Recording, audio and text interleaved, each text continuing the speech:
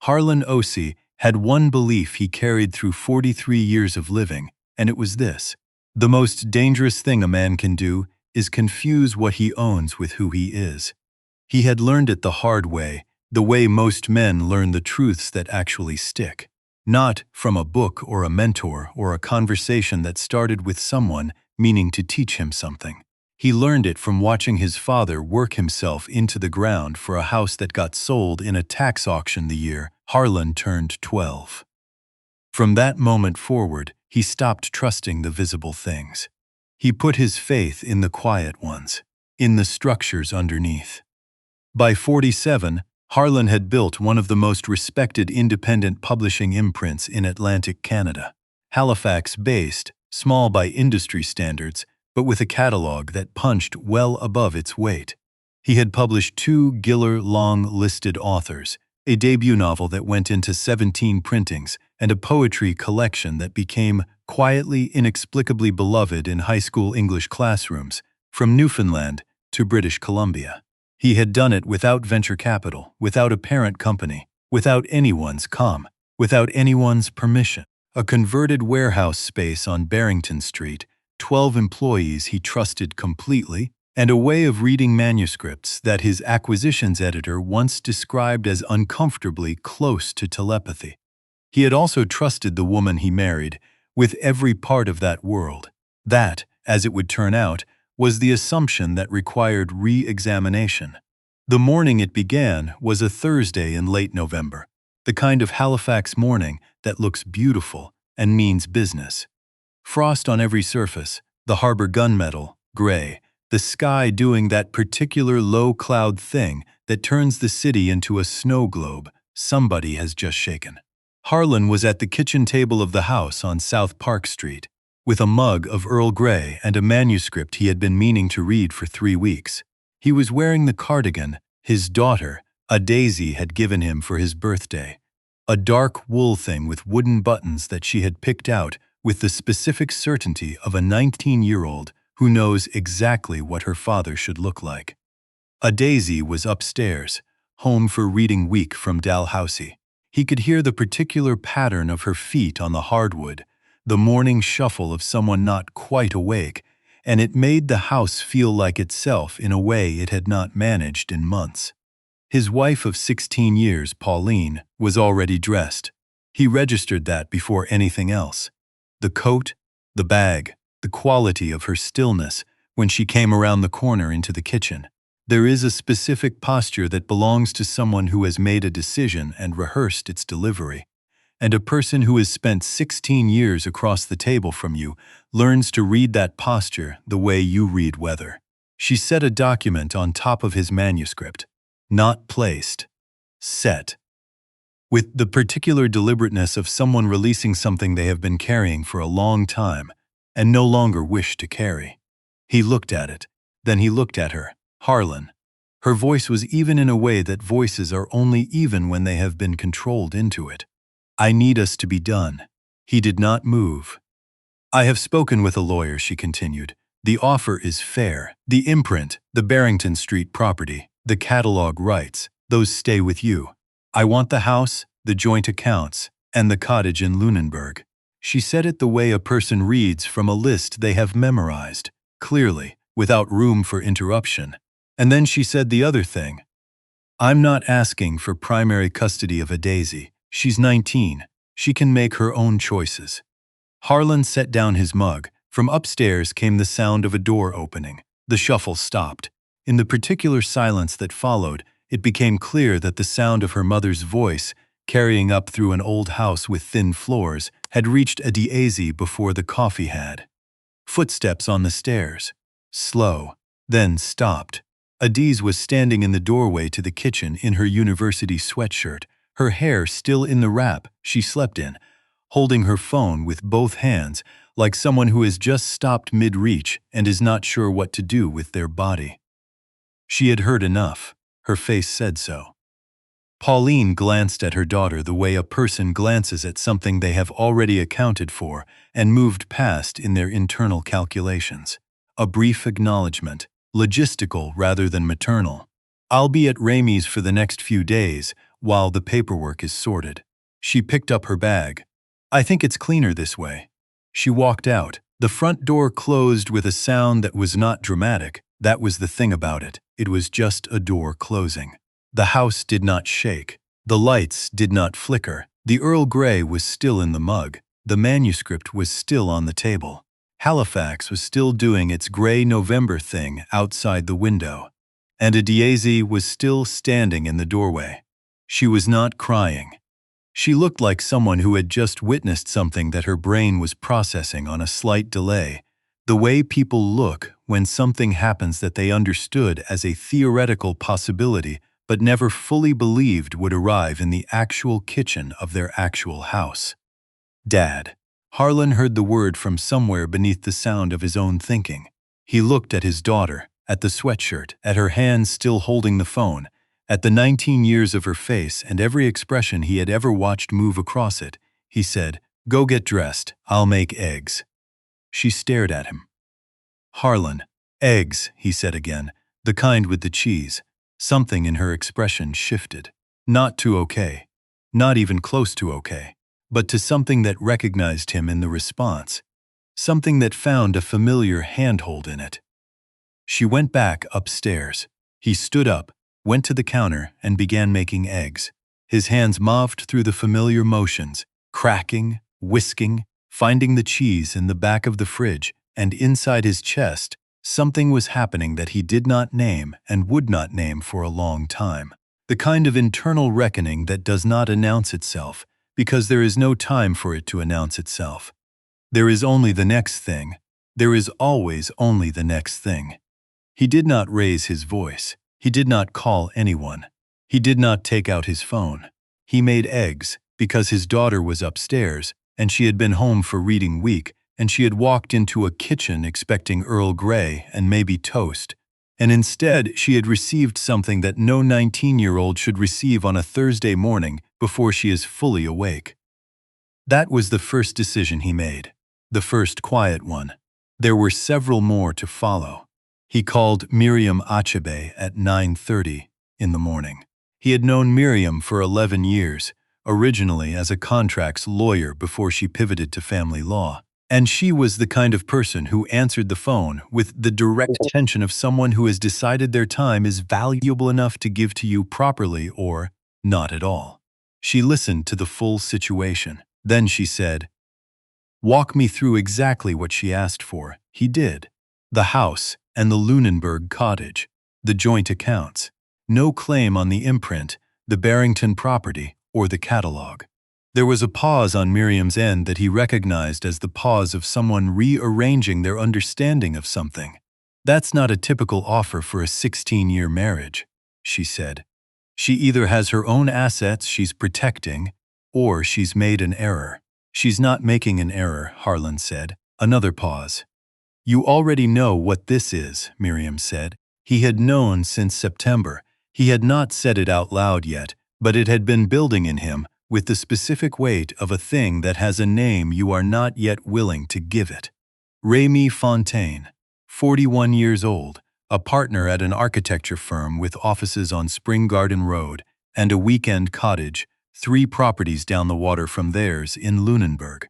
Harlan had met him at a dinner party 2 years ago, found him pleasant, intelligent, slightly too interested in being found pleasant and intelligent, and thought nothing more of it. Or rather, he had filed something away in the way that people who have learned to read things quietly tend to file things away. Not as a conclusion, as a question mark. The question mark had grown considerably heavier by October. "Tell me what you want to do," Miriam said. "Give her everything she asked for," Harlan said. "Exactly as specified." Miriam was quiet for a beat. "Every account?" "Every account. The Lunenburg cottage is in your name. You could contest it." "I know." "Then why?" "Because," Harlan said, "the Lunenburg cottage is in my name, and so is the easement." There was a silence on the line that felt different from the other silences. Miriam said, "Tell me about the easement." Harlan leaned back in his chair and looked at the frost on the kitchen window. He could hear Adea's upstairs, the creak of her moving around, the faint, tinny sound of music from her phone. The cottage sits on a lot that accesses the water through a private road, he said. The road runs through a parcel of land I have owned separately since before the marriage. It was part of a land transaction I did 9 years ago with the family that originally owned the property. The road easement was attached to my name, not to the marital property. It was never transferred. He paused. Without that road, the cottage lot is landlocked. No deeded water access, no right-of-way. Just a building on a piece of land with no legal means of reaching the highway or the shore. Miriam did not speak for a moment. "You're going to give her the cottage," she said slowly. "And then I'm going to let her discover what she actually got," Harlan said. Miriam was quiet for a long moment. He could hear her breathing. "Harlan, yes.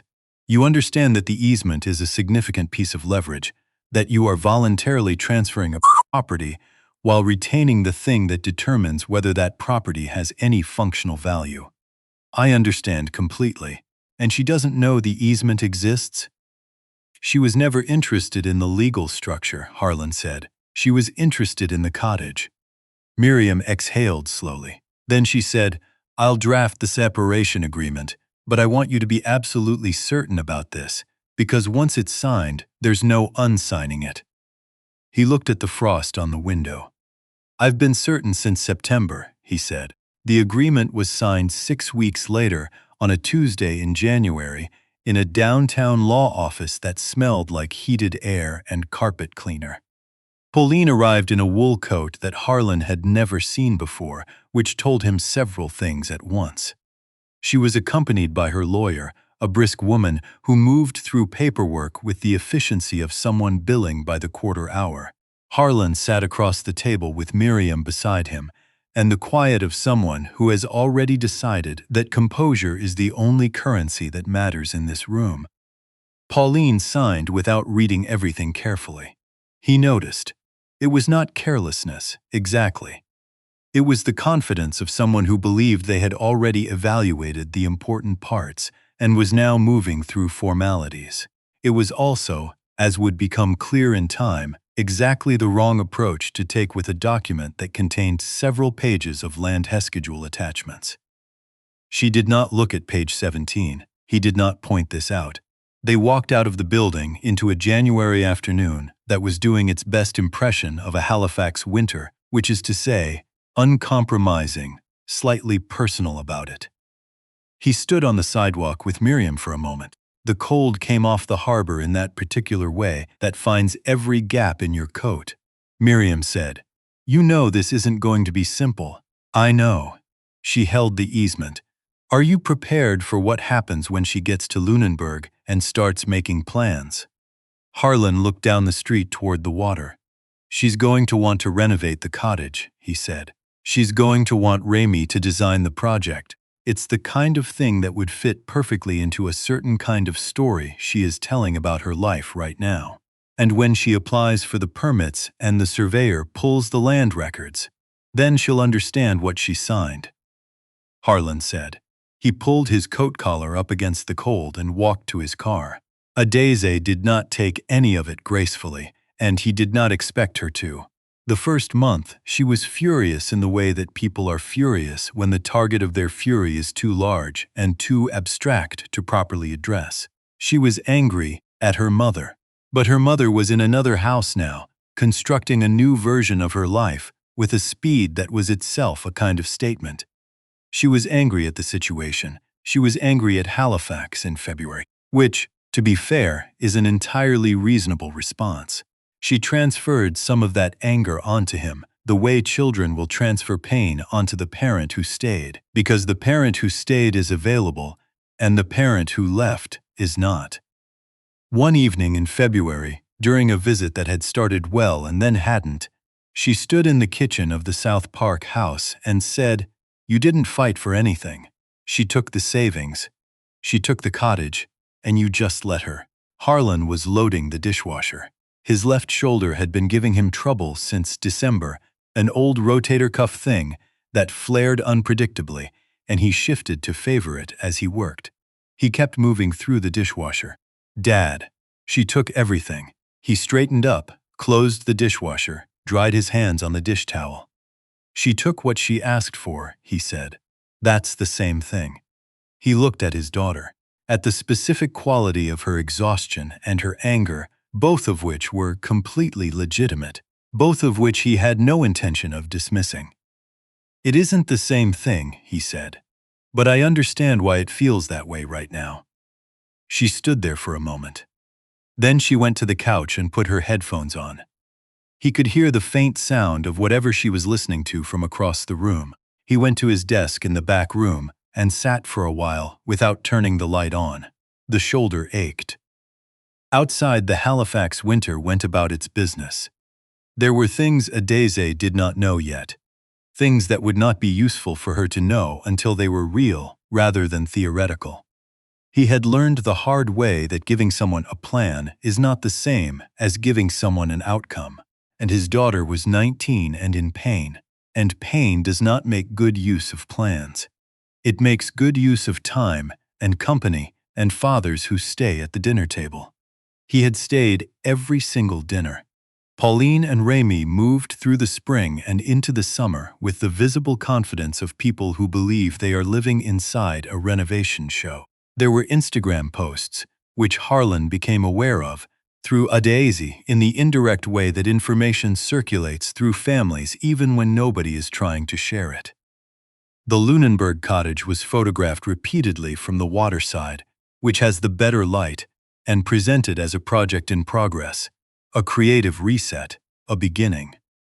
Remy was tagged in several of these photographs. He had the practiced ease of someone accustomed to being photographed and to being found compelling in photographs. At a mutual friend's gallery opening in May, Harlan encountered them both. He had not intended to. He was there for the artist, a writer he had published 4 years prior, who had recently turned to painting and was having a genuinely good first show. He was standing near the back with a glass of wine he wasn't really drinking when Pauline appeared across the room with Remy at her side. She saw Harlan.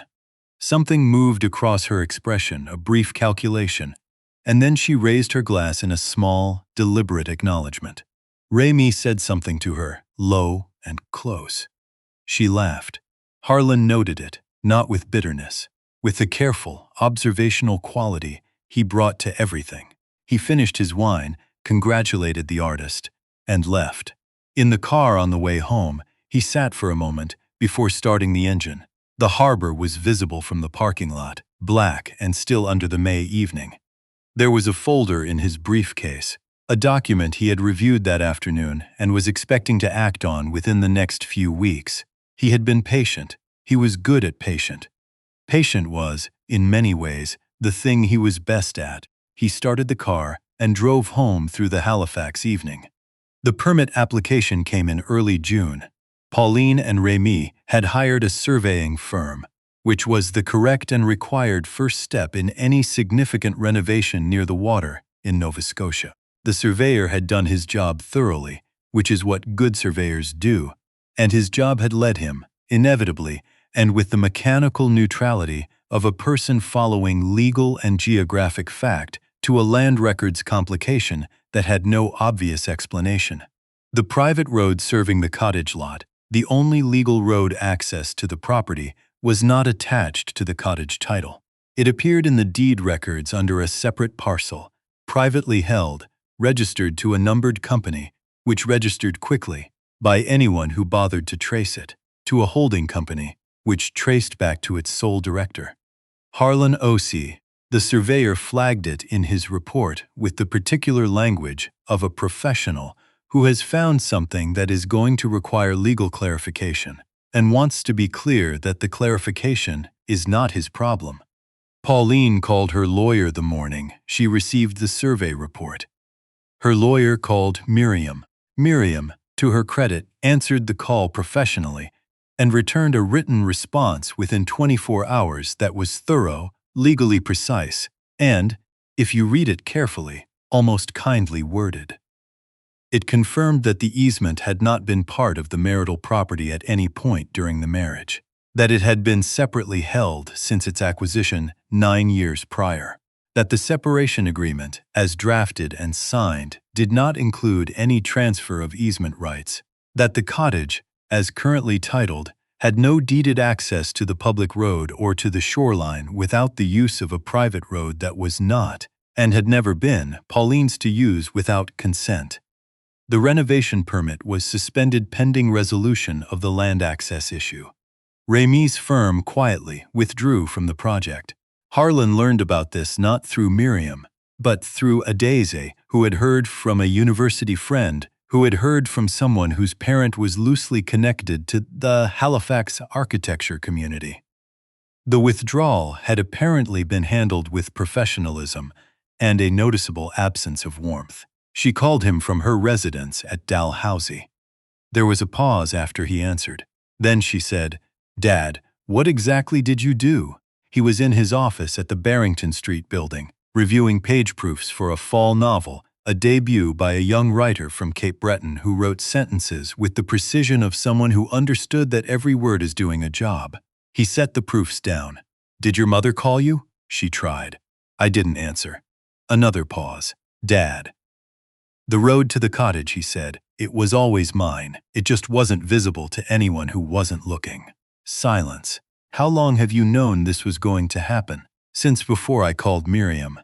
Adese was quiet for a moment that felt like several. "Is she okay?" He thought about the question. It was, he knew, not a simple one. "I don't know," he said. "I think she's having to reconsider some things." Adese said, "That's a careful answer."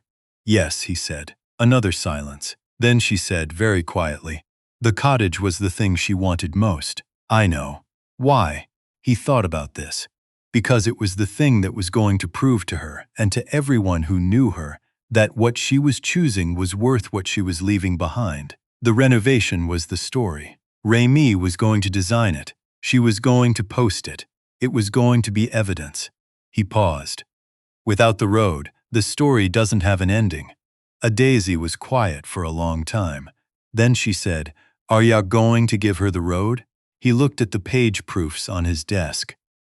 The Cape Breton writer had a sentence on page 47 that he had read 3 times because it did what the best sentences do, which is to say something true about the human condition in such an unexpected arrangement of words that you feel briefly like the sentence found you rather than the other way around.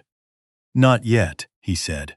The conversation where Pauline confronted him happened in August. Outside the coffee shop on Quinpool Road, they had both frequented for years, a collision of routine rather than an arranged meeting. She was coming out as he was going in. The geometry of small cities, the inescapable proximity of shared geography. She stopped. He stopped. She looked, he thought, genuinely tired in a way that the summer had not fixed. There is a particular kind of fatigue that comes not from activity, but from the sustained effort of maintaining a version of yourself that is straining against reality. He had seen it in authors who were writing books they didn't believe in. It lived behind the eyes in a specific way. "Can we talk?" He held the door open. They went in, found a corner table, ordered without consulting each other from the particular habit of people who have sat at many corner tables together. She said, "I know about the easement. Yes. I want to know why." He looked at her, not unkindly, not with triumph, with the settled clarity of someone who has had a long time to arrive at what they need to say. "Because you made a decision," he said, "that told me exactly what you valued, and how you valued it." She started to speak. He continued quietly, "You didn't ask for a separation. You came in one morning with a document that had been prepared in advance, and you asked for specific things, and then you told our daughter, in a building where our daughter was present, that she didn't fit the life you were building. Those were your words. She was upstairs. She heard you." Pauline's face changed.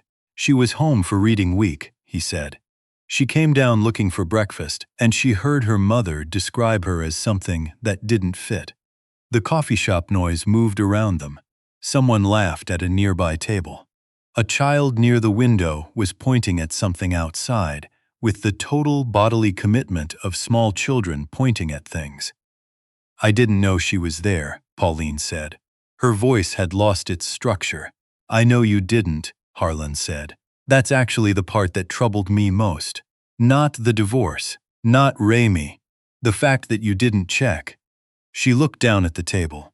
Adieze is 19, and she is trying to understand what her family means now, he said. She is trying to decide how much access to give her hurt and how much to give her future. That is a significant amount of work to put on a 19-year-old. His voice did not rise. It was completely steady. The steadiness was not performed. It was what happened when a person has processed something for long enough that it no longer lives in the reactive part of the nervous system. The road isn't about the cottage, he said. It's about making sure you understand what you actually signed. You signed it without reading it carefully, and I think that's worth sitting with for a while. He picked up his coffee. I'm not interested in keeping you landlocked forever, but I needed you to understand that the things you dismissed weren't dismissible.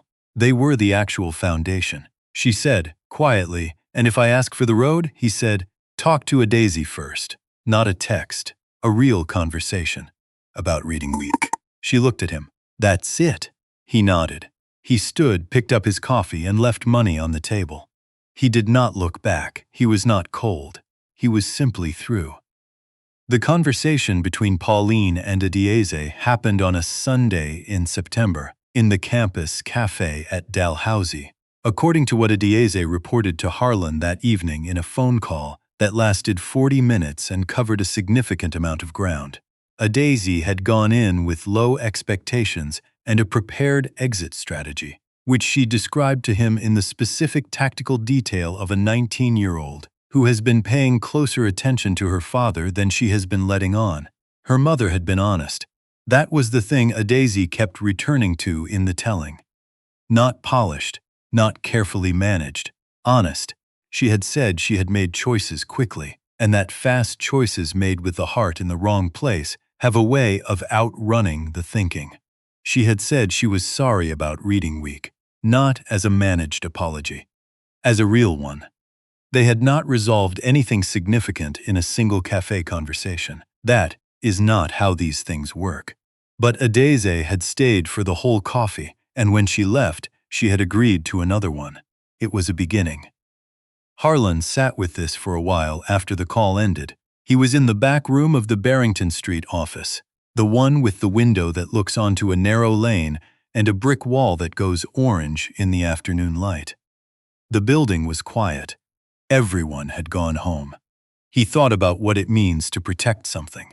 There is a version of protection that looks like walls and withheld roads and legal instruments designed to stop the other person from getting what they want. And there is another version that looks like giving a 19-year-old enough stability to be angry without losing her footing, and enough time to watch her father carry difficult things without crumbling, so that she can build her own understanding of what it means to hold something real. He had been doing both simultaneously. He was not entirely certain that was wisdom.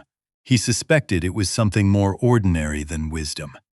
It was just what happened when you loved something enough to be patient about how it was protected. He transferred the easement rights to the cottage property 6 weeks later.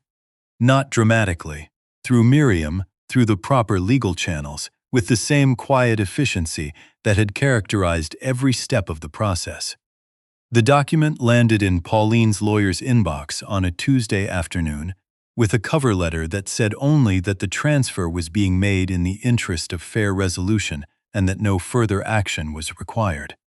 Pauline called Miriam to confirm it was real.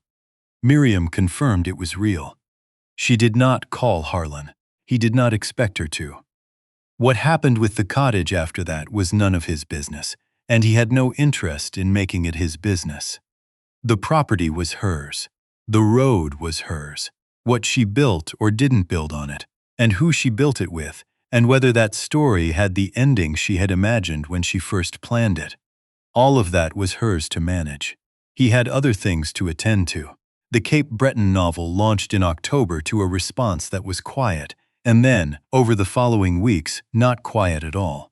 The reviews came in slowly, and then quickly. And then a piece in a national publication used a phrase that Harlan had been half expecting and half hoping for.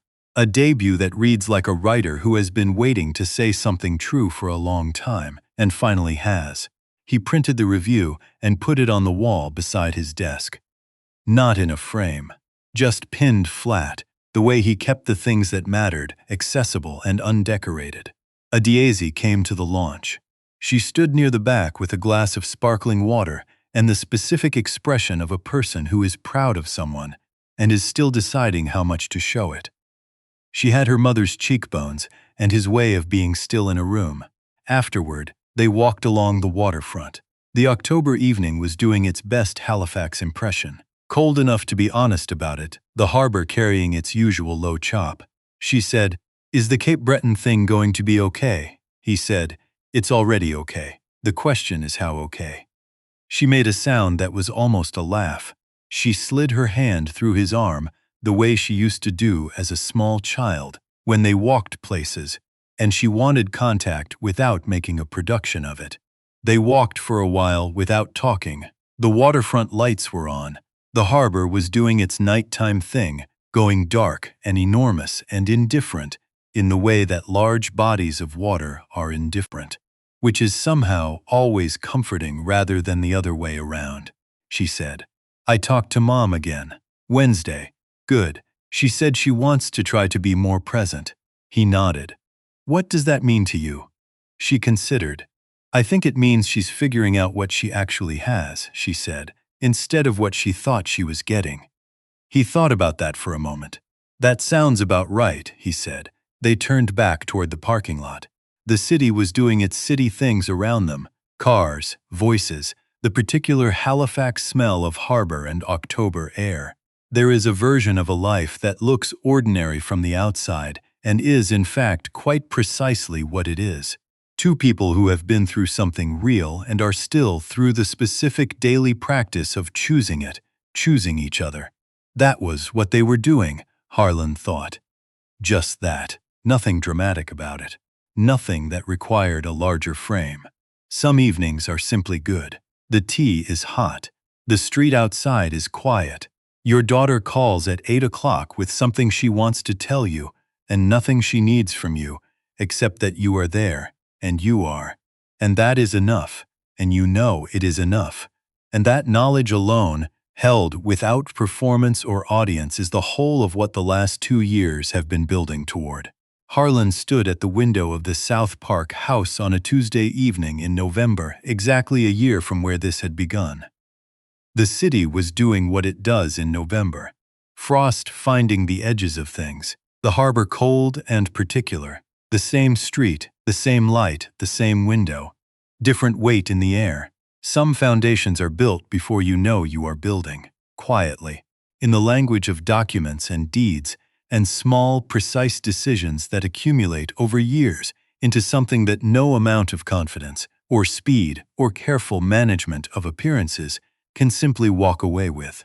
He turned from the window. The manuscript on the table was a new one, a collection of linked stories from a writer in Prince Edward Island who had been sending him work for 3 years, each submission a little better than the last, and this one, finally, the one that was ready. He had 3 pages left. He sat down and read them.